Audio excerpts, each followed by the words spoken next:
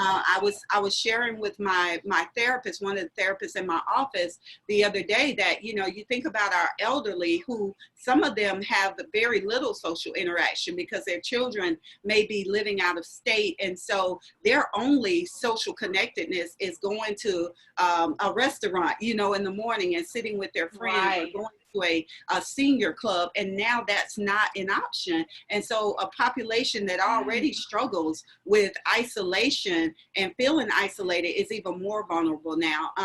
The other thing is, you've got a lot of children that come out of really dysfunctional, abusive households, whose school used to at least be some type of respite, and now those children are in those situations all day long, and that's another population that's very vulnerable. But then there's those of us who just, again, we're feeling isolated. We may be feeling lonely. We may just be feeling kind of by ourselves. We're nervous. We think the world is ending. We haven't done everything we thought we came here to do. And so you may also be feeling a lot of anxiety, a lot of depression right now, because all of those things, one of the main components of depression is people feeling isolated and people withdrawing and tending to isolate themselves. Wow. And so that is what this is doing. For some of us, like myself, that has the tools, and I'm adaptable. Like, I adapt to situations pretty well. I have found a way to adapt to this new normal. But for other people, they just don't have those tools and those skills to do that. And so I really worry about some of them. Wow. I like that you called out the triggers of this weight, or I guess you could say depression, that people feel, and they may not even be able to identify. I don't know why I feel this way. Like, I feel heavy or sad. And we're so connected to social media and the news. Like, I won't look at the news right now. I've chosen to look for positive stories, hearing the miracles and the people who are healing in this process, stories that celebrate the people on the front lines of this. But you mentioned withdrawal and isolation. And if you live in the house with someone, you may not totally feel isolated, but that is, you're cut off from the world you're used to every day. Exactly. And that can affect us. That's interesting. Yes. Yeah. And so, but I was just going to say, let's be real. Sometimes you can be in the house with your significant other and still feel isolated and still feel, cut off. That is true. So since you went there, let's go ahead and talk about that. There's some of our viewers and listeners, maybe, or they know someone, either they know someone who, whatever your domestic makeup, whether it's your partner, your spouse, siblings, roommates, you're shut in together for longer than you probably ever have been before. And I've seen studies and articles come out about the anticipation of heightened domestic violence or abuse or just issues because we're having to cohabitate longer than we're used to. Can you talk about how that affects our mental health and what to do about it? Yeah, as I was saying, with those children sometimes being in those situations in school, having been away for them to get some respite, it's also the same, like you said, sometimes with partners, and so now you're in the house and you already don't get along well, but at least when you would leave to go to work, there was some separation and some space in there. But now, as you said, even people that get along well are finding that, they're just kind of, we're climbing all over each other. We're in each other's space. Yeah.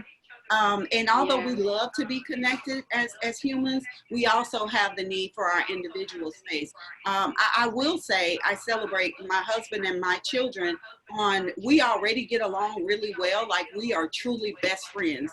But we still, I can tell when my husband just needs to separate, or when I need to separate, or when the kids need to separate. It's like we can just naturally feel that and just give each other that space. But if you're in a situation where things aren't well, things are very volatile, or they're a little tense right now, then certainly communication, Melissa, is always a great tool that we can use.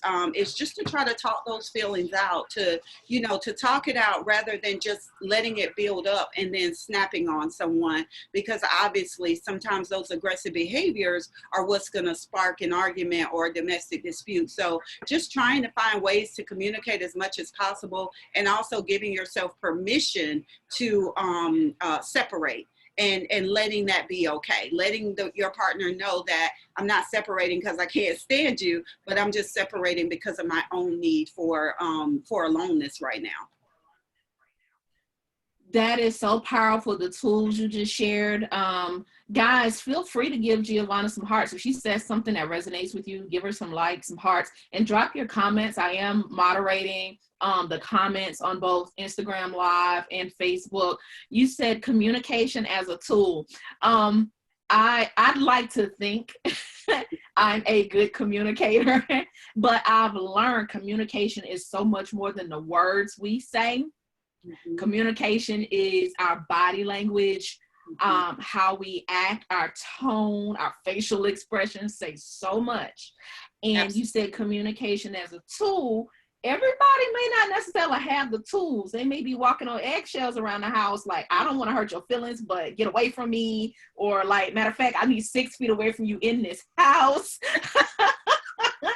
So what are some healthy ways to communicate so that it doesn't spark tension in the household? That can be tricky. Yeah. I think just using your words, as we tell our toddlers. Oftentimes we don't just use our words and tell people what it is we need. That's why I was saying earlier, we wait till it builds up and we're already irritable, or we're already feeling frustrated and aggravated. And so then when we respond to them, we're already coming from this place of defensiveness or aggressiveness.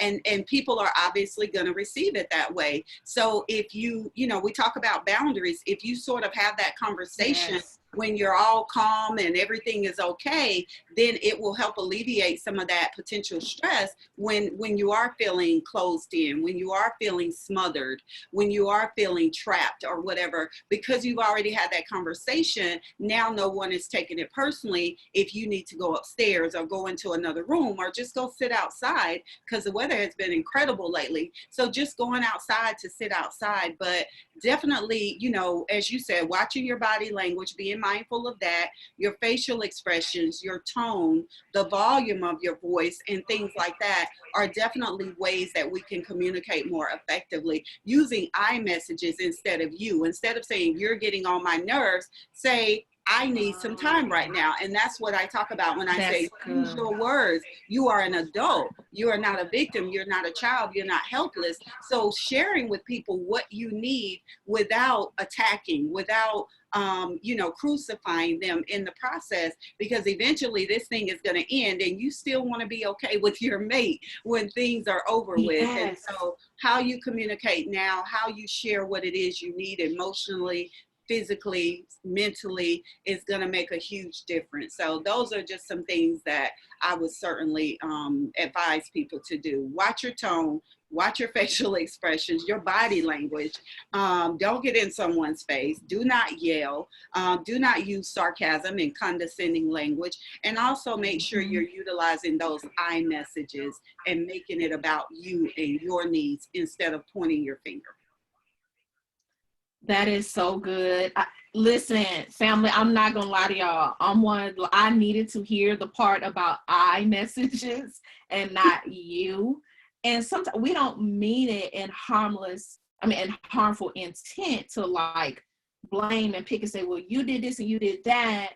And I've had to personally learn that the feelings of others matter, and I can't tell them that their feelings are invalid or wrong. If I do something and they say, well, I don't like how that made me feel, I'm like, well, I didn't do that. So just being careful about saying, well, hey, it's not you. I need some time to myself, right? Or I need to take a walk. You don't have to join me and take a walk. Like, let me go take a walk. Thank you. That's such a good tool. So we also, just in thinking about mental health and wellness, like you said, the last few days have been gorgeous. We're in the first week of spring. The sun is shining. Like, we've been waiting for this. We had all of this gray sky and rain, right? The beginning of the year. Yes. And now it's like, with COVID-19, we can't go out. Not a pollen count. They said here in Georgia, the pollen count was it broke record highs than ever before. So, like, literally, I really felt trapped. Then I said, man, I can't even go in my backyard. Like, I'm on for real. I'm on punishment, God. You put us on punishment. So, so for some of us who are allergy sufferers like me, how can we stay well indoors and be healthy? What are some suggestions you have there? Yeah, obviously, like I said, I'm the founder of My Own Breathe movement, because certainly there are other people that are utilizing that concept as well. So for me, certainly this is a great time to start new practices of deep breathing, learning how to center. I don't know that I think it's God's punishment at all. I think it's maybe the earth's reaction to everything that we've been doing, to one another and to the planet. And so maybe that if we look at this as a positive, certainly people dying and being sick isn't positive, but out of tragedy and out of crises, sometimes that's how change occurs. When you look at things like chaos theory, that's where change occurs. We sometimes, as humans, have to hurt first before we make necessary changes. I've been seeing where the water is clearer because we're not polluting it as much. Pollution is down in areas like China and things like that. You're seeing animals now coming out of hiding because before there was so much human activity that they were feeling like it wasn't safe. And so the earth is having this opportunity to heal while we are in isolation, because as humans, we utilize and consume so many different resources. And so for me, I would say this is a good time to get back to the basics. What are the basics? There was a time when we didn't have all of this. We didn't have social media. We didn't have 1,000, movies on Netflix and things like that to watch and occupy ourselves. We have begun to lose our creativity. And so what I've been doing during this time is getting back to listening to books on Audible. I've been reading. I started back working out on like day 9 of working out. I haven't had time to work out in the past year. And so now every day I'm doing something active, and I'm including my children. So I'm kind of hitting 2 birds with 1 stone. But different things like that, meditation, sitting stillness, journaling. If you've been putting off that book or that project that you've been wanting to work on, but you've never had the time because you've been so busy and distracted, now is an excellent time for you to do that. And so rather than sitting and complaining and bemoaning and lamenting about how terrible things are right now, utilize what you have left. If you can still see, hear, walk, and talk, then use what you have. And again, come out of this better. No tragedy is meant for us to stay stuck in it, but for us to come out of it better. We came out of 9/11 better as a nation. And so I believe that we're going to come out of COVID-19 better as a world. Wow. Powerful, powerful words. I'm so glad you shared the message of out of tragedy and crisis, change occurs. I was in a webinar a few days ago, and it was really a motivational session for a corporate client. And one of the motivational messages was, hey, change happens in 3 phases. It's the unfreezing, like I have to get unstuck from how I've been, and it's the relearning a new way of life, and then we freeze back again. So it's interesting to me how we will come out of this, emerge from our homes, enter back into the world with a new way of life. Like, we'll think twice about our level of like sanitation and cleanliness and our health. We'll think twice again before, like how we cough, sneeze, how we interact, if we touch or don't touch. When people say back to normal, in my mind, it's going to be a new normal. It won't be like before, but you shared some amazing tips. And I'm going to utilize these. Some of these I've been doing, but more of them I can do. Deep breathing. I did not realize how powerful that is in order to reset your mind and your body. Deep breathing, and I've heard of mindfulness before. I'd heard of meditation. I'm a Christian, so you say pray, but see, a part of it, even in the word, it says pray and meditate. We miss that part. Yes. And meditation means stillness. So you can pray and open your mouth all day long, but are you going to be still to receive it? And that I missed that part. I was missing that altogether. So mindfulness, breathing as a practice, has really helped my levels of anxiety. Yes. I tend to be a high stress, high level kind of person. It's just, I'm a type A. So I have to breathe through situations. So thank you for saying that. Listen, watch books. You're right. Like, I have a whole collection of books. Instead of them sitting here looking pretty, I'm really reading them. And I'm celebrating that. I see more book clubs coming out of this, virtual book clubs, and more discussion groups, and that's connecting us more than ever before. And then you also said journaling. I wonder if you do this, Giovanna. I have a thing called morning pages and night pages. Have you heard of that before? I have. Yeah. You want to share with them some journaling tools? Because it is very cathartic and helps if you just get it all out. Yeah. And I think what you said, getting it all out, and that's what it is, writing about your fears, writing about your anxieties. But you can also use journaling to express your gratitude. Again, one of the things that I often utilize with clients is don't focus on what you've lost or what you are now deprived of. Focus on what you have left, because according to the law of attraction, what we focus on expands. And so if I focus more on what I have left and what is still within my resources, then I'm going to feel like I have a lot of resources rather than focusing on what I can't do anymore. I can't go to the mall right now. We can't go to church. We can't do this and that. What do you have left though? And again, if you're still breathing, if you're still, have the ability to see and to hear and things like that, then utilize what you have. And so certainly, I use my journal to express gratitude. Starting a gratitude journal is another great thing that you can do, where you literally are gonna not just write down in a rote type of way, like you're just writing, oh, I'm grateful for my life, I'm grateful I can see, but you're gonna actually sit and feel the gratitude, because again, that will attract more things to you. Also, I love it. That will attract more things for you to be grateful for. And journaling is, I journal when there isn't a crisis, because as a therapist, I take on just so much weight from other people. Wow, even I can imagine. Because I'm very empathic, I'm very caring. And so journaling is my way of just kind of getting my stuff out of me, and not keeping that junk just sitting there on the inside of me. And certainly I use my deep breathing techniques, my mindfulness techniques as well, just to, like I said, to keep myself centered and sane. You're right, centered and sane.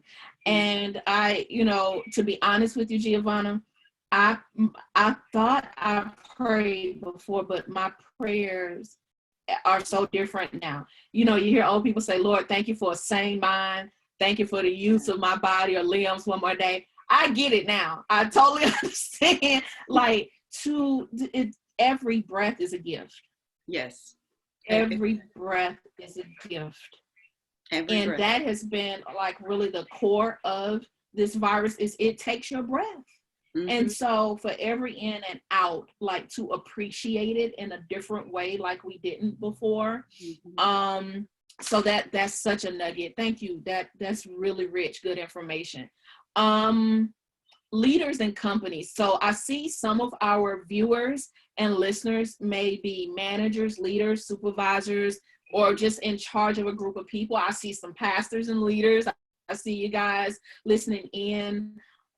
This has affected organizations in a whole new way, how they do business, how they operate, how they reach out to their customers, even their messaging. We're having to slow down and be empathetic, and it's not business as usual anymore. Mm-hmm. And for me personally, that would, like, I gave a great deal of concern. Now, how is this affecting my team? Yes. Do you have any insight to share from a corporate health and wellness or organizationally for leaders? How can you check on your people and make sure they're okay? What are some tips for that? I think you made a great statement when you said business as usual, because for so long that is exactly how we've been operating, not just from a corporate standpoint, but a life standpoint. Business as usual. I don't really care what you're going through. This is what's expected of you. And so I think what we are doing is we're now humanizing each other, and we're realizing that we are all vulnerable. That this illness isn't just affecting certain people, like it's global. And so we are all vulnerable. We can't point at one particular group or one particular gender or one particular race and say, oh, okay, I don't have to worry about that. We are all being affected equally, and except maybe younger children. But yeah, I think that checking on your people, in a real way, and again, making that personable, not just business as usual, not just sort of out of obligation, but truly checking on your people and making sure that they're okay. And you could do that via email. You could do that via a webinar.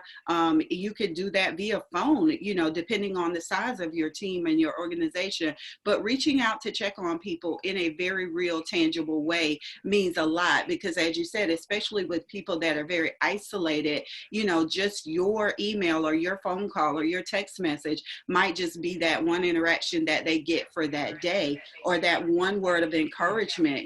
If there's no separation between church and state, then texting out something most motivational, something biblically motivational or inspirational, texting out quotes and phrases and things like that, and just giving people reminders of things that they can do during this time. Again, having a company webinar where it's private, and you just set that up with people on your team, and you just talk back and forth, not necessarily as a therapist, but you are just kind of doing a check. And out of that, if you see that someone needs more one-on-one, or that they're really struggling, then go ahead and suggest that they reach out to someone professionally, and then making those professionals like Giovanna available. One of the things that I've seen, Melissa, is, I'm now licensed in Georgia, and I realize that every state makes you get licensed in their state, even if you're only going to practice via teletherapy. And so, which I see the point, but I think it's also kind of ridiculous in some ways, because sometimes you have people that are just not as accessible, or you have areas where there's sort of a drought for mental health provision. And so you've got just people that aren't doing well, but can't get access to services, maybe because they don't even have transportation, or maybe there's a language barrier. And unfortunately, people are blocked nationally from being able to provide those services unless they go through a separate licensing process in each state. And so I've had people reach out to me from California, from Texas, from all these different places, Indiana, but it's like, you know what, I'm not licensed, so I can't see you, unfortunately. But one of the things that I have seen is a lot of states are now relaxing that, and they are actually allowing, it has to be medically necessary, but they're actually beginning to allow those of us therapists who provide teletherapy to practice across state lines, because even a lot of companies now, people work remotely,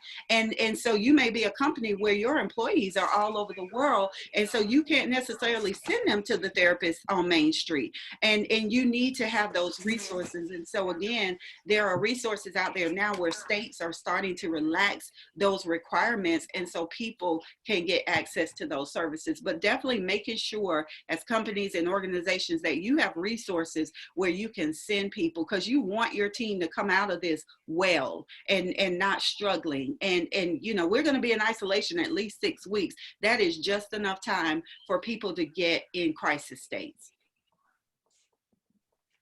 That is such a good mindset to say, okay, how do you want your team to come out of this? The way that you communicate and lead them now has great impact on how your business is going to do later. Exactly. Interestingly, Giovanna, I have seen customers watch businesses and how they respond to this and determine if they will do business with them again. I give an example of what I mean.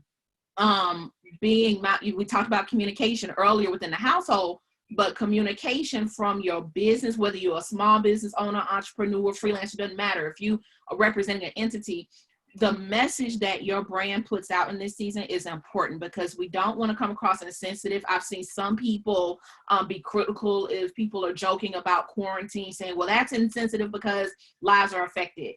And it's like, oh, okay, I'm not trying to be insensitive. I'm just trying to find some joy in humor despite the situation.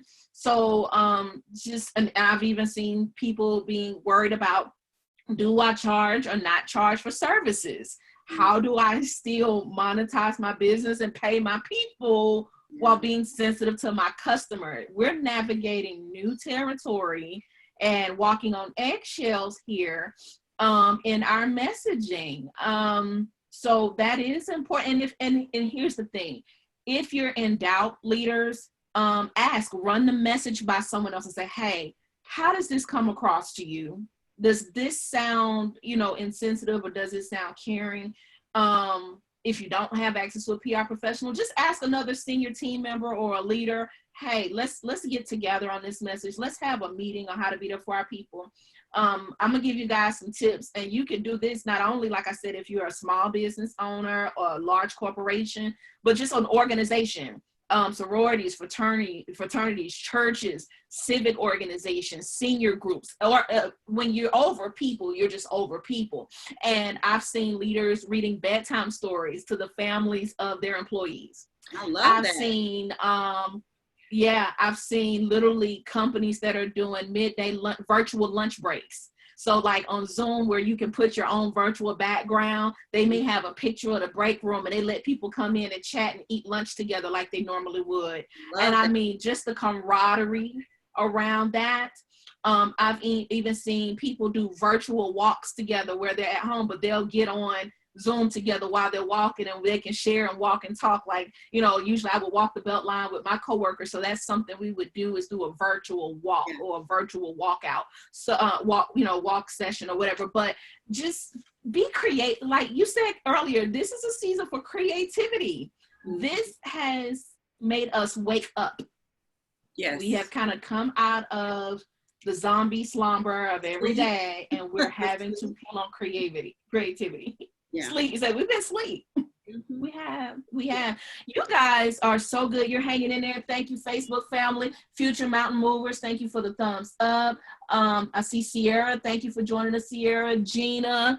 Kenyatta said great nuggets on Facebook. Ask any questions you guys may have. Giovanna is an amazing resource. I'm so excited to hear what you said about teletherapy, that they're opening this up.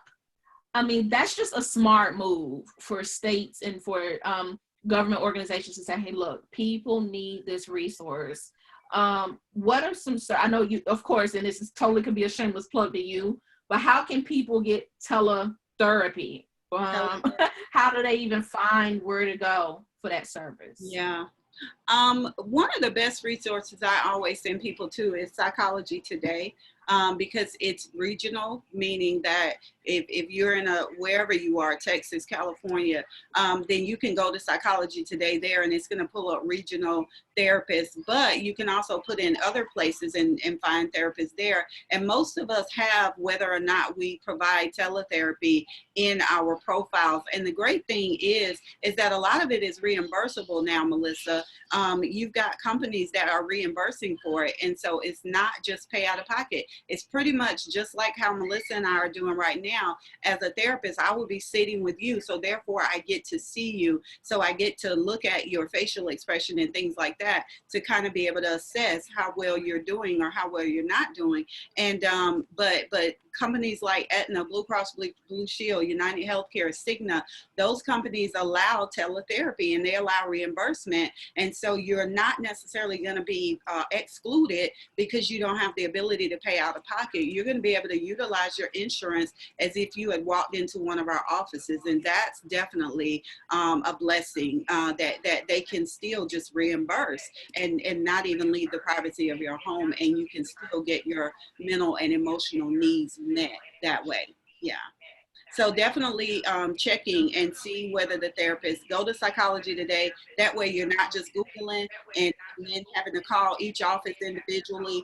You can just kind of go in and do a filter of video conferencing or teletherapy, and it will bring up all the therapists in your area that provide it. And again, if you want to work outside of your area, you can put in another city or state near you, but then the therapist is going to have to check to make sure that that state has allowed, you know, for crossing of state lines, because all 50 aren't on board. But there are quite a few states that are allowing it. California definitely, I know, has relaxed their requirements. This is amazing. So guys, go back to your employers, ask what the requirements are or the stipulations around teletherapy within your healthcare plan. I know I'm going to ask because it's, again, trust me, as a minister, I understand prayer is necessary, but sometimes we need someone to talk us through some practical tools. How do I apply what I'm praying about? How do I apply wellness tools and tips to my life?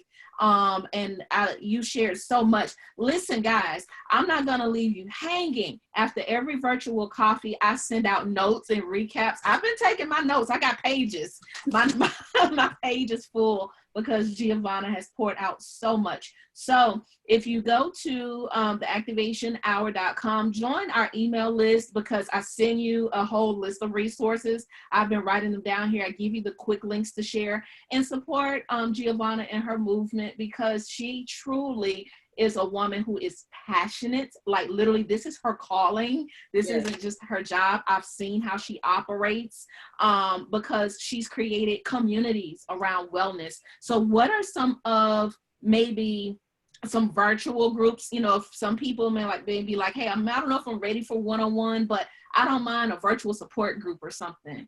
What's maybe a virtual group that everyone can join to support mental health and wellness in this season?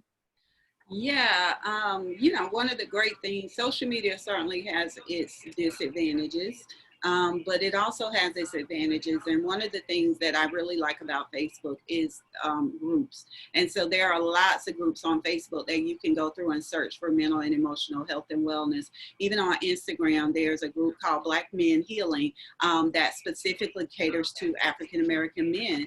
And certainly you can join the Breathe group on Facebook, because I have been sending out little activities and exercises for my members to do, just to kind of, as Melissa said, to keep some joy and fun in their day. The other day, I had everyone post a picture of their younger selves and something that they're proud of that person for overcoming, you know, in their lives. And so we do little exercises like that, just to, again, take some of the focus off of all the doom and gloom and the tragedy that's going on, and put it on to something more positive and helpful for all of us.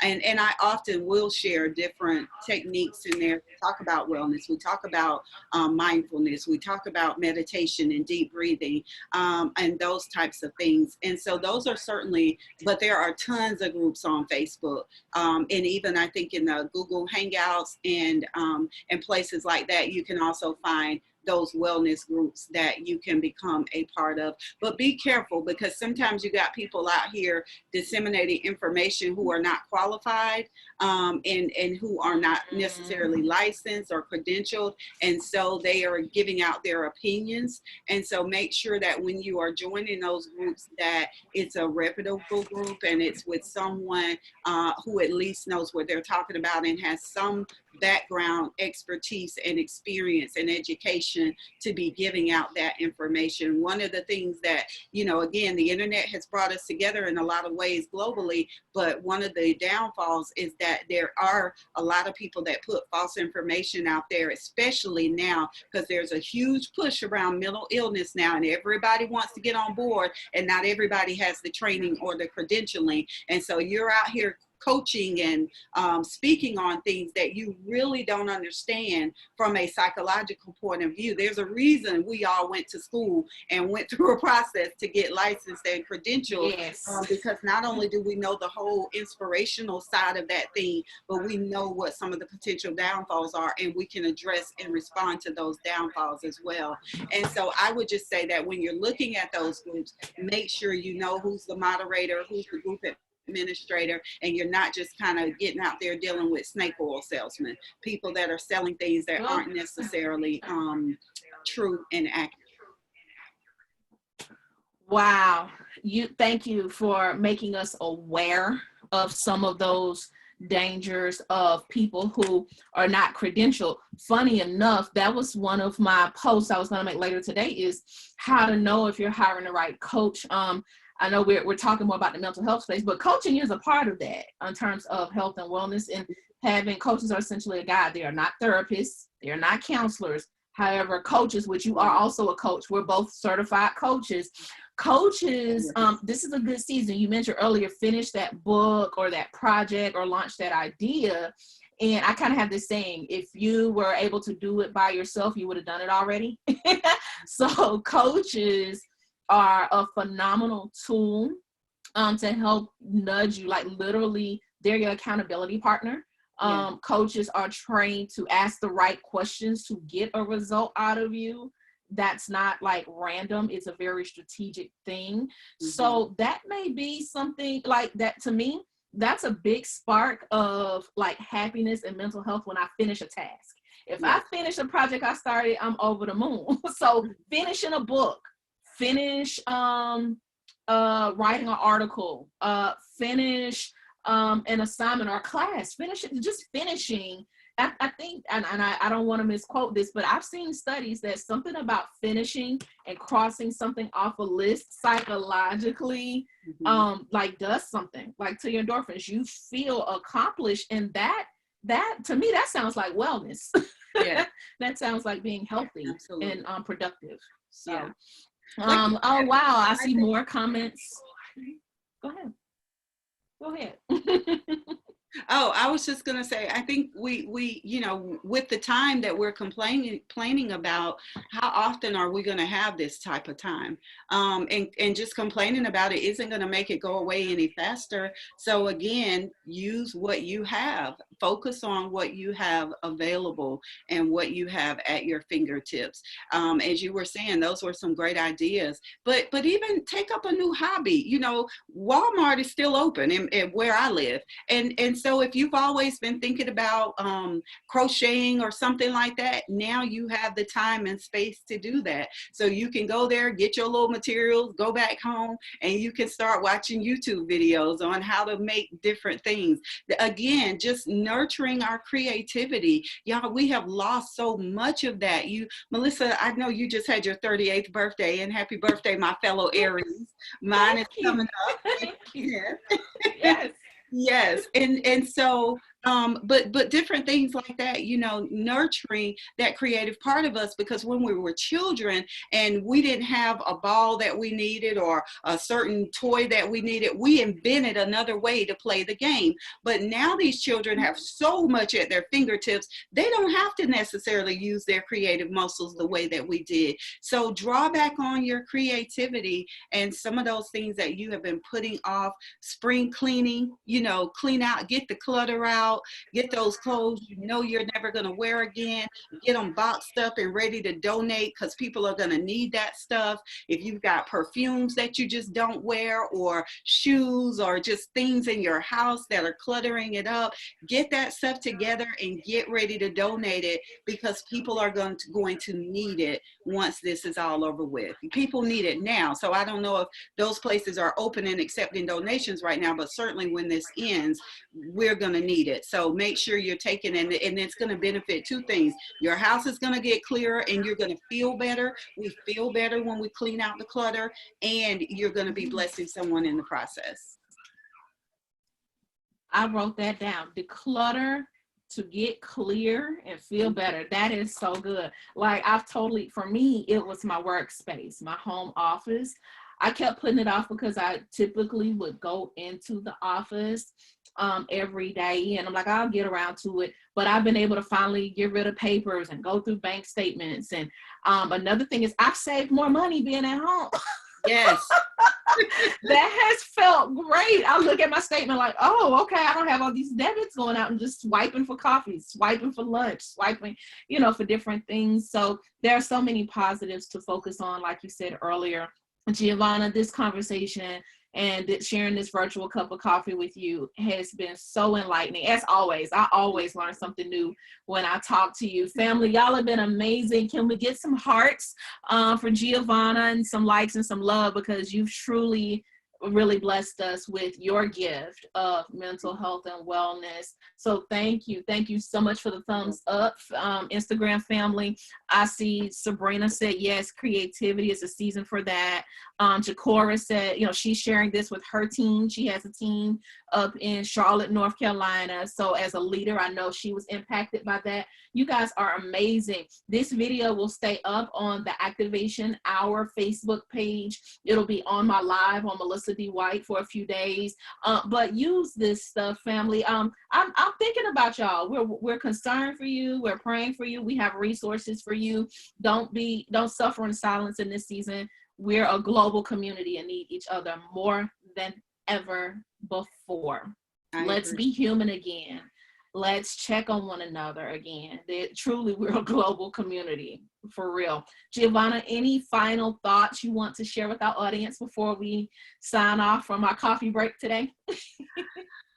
Sure. Like I said, I think for me, this has been a getting back to basics for me, reminding myself what's really important. I think we have gotten in a place where everything is driven to our next, and we have forgotten about our now. And so what this thing has done for me in particular is caused me to focus on my now, because I don't know about my next. Not to say I can't still plan and strategize for my next, but it's forcing me to be grateful and mindful of my now. And what am I doing now? What am I doing right in this space that I am in? Because truly, this is all that really matters. And so having more time to spend with my family, in the house together, homeschooling my children. One of the things, Melissa, I shared is that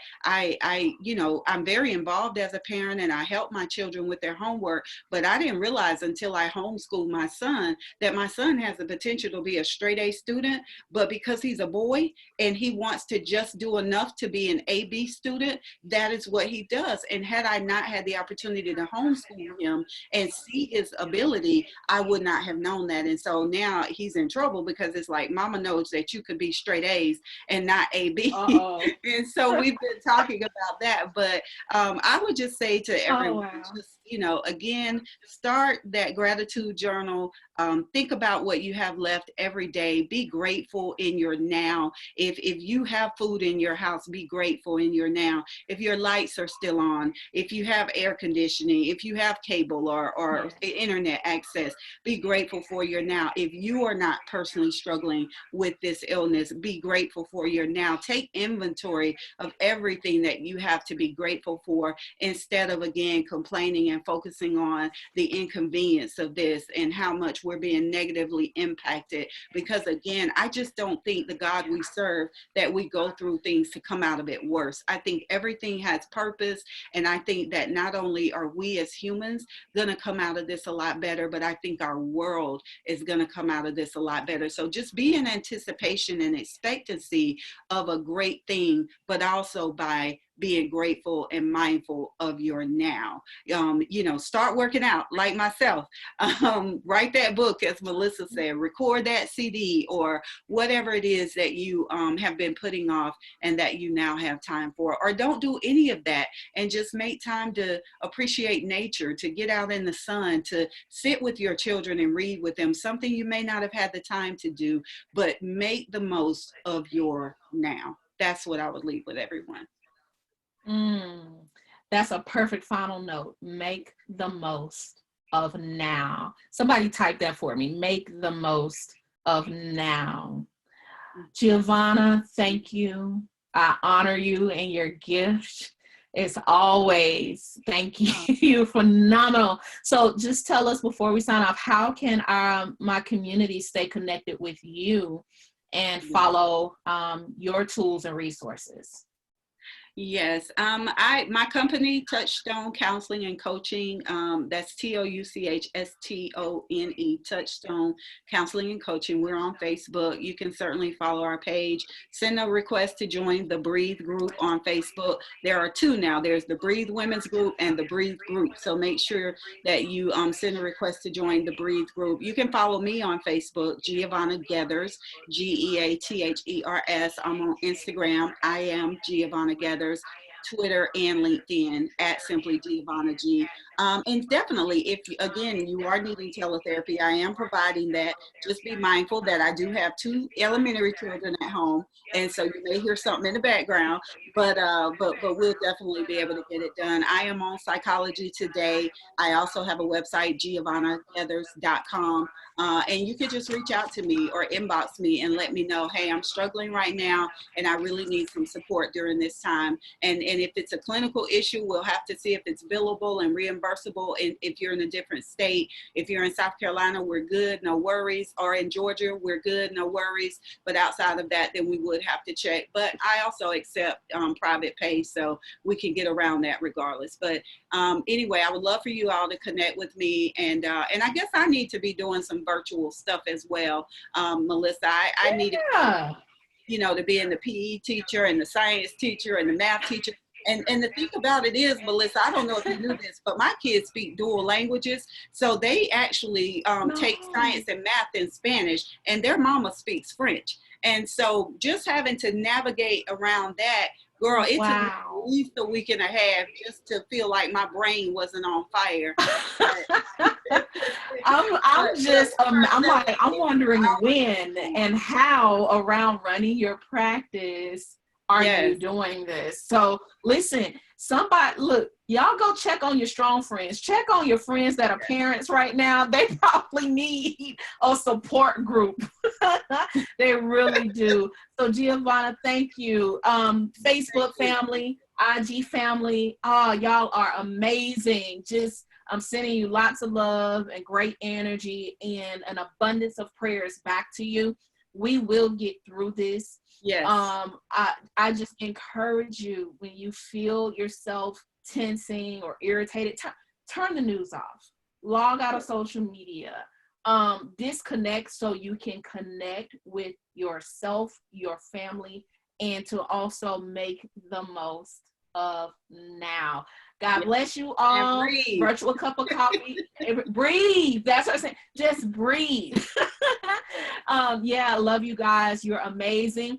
Virtual cup of coffee with me right here on IG and Facebook Live every Monday, 12 o'clock. Again, this was my season of creativity. I've been wanting to do more videos. That was my challenge to myself.